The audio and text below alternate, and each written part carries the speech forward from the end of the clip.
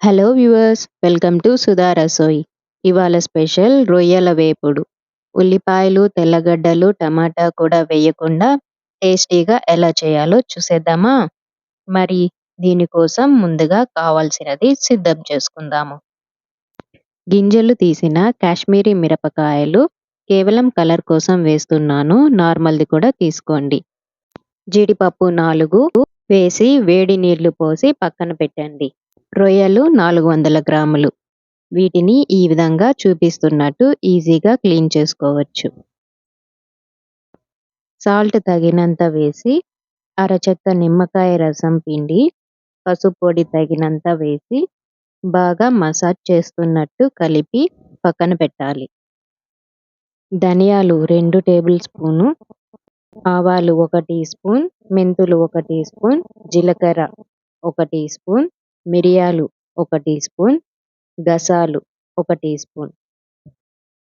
నూనె లేకుండా medium ఫ్లేమ్పై dry roast చేసి చల్లారిన తరువాత మిక్సీ జార్లో ఫైన్ పౌడర్గా చేసుకోవాలి. తరువాత ముందుగా నానబెట్టిన వాటిని కొంచెం నీళ్ళలో పేస్ట్ లాగా చేసి పక్కన పెట్టుకోవాలి. అదే ప్యాన్లో నెయ్యి 2 టేబుల్ స్పూన్ వేసి నానబెట్టిన రొయ్యల్ని వేసి 5 నిమిషాలు వేయించుకోవాలి. రొయ్యలు ఎక్కువసేపు వేయించితే రబ్బర్ లాగా అవుతుంది, పైగా త్వరగా ఉడికిపోతుంది.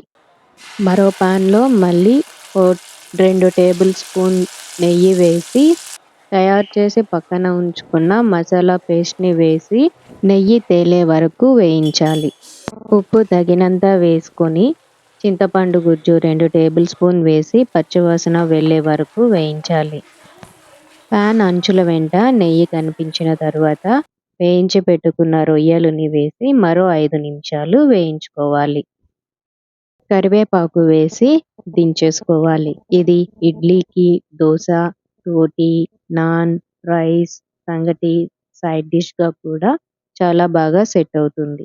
ఇంకెందుకండి ఆలస్యం, ఈసారి రొయ్యల్ని ఇలా చేసి తినండి. ఆహా అనాల్సిందే. Thank you for watching.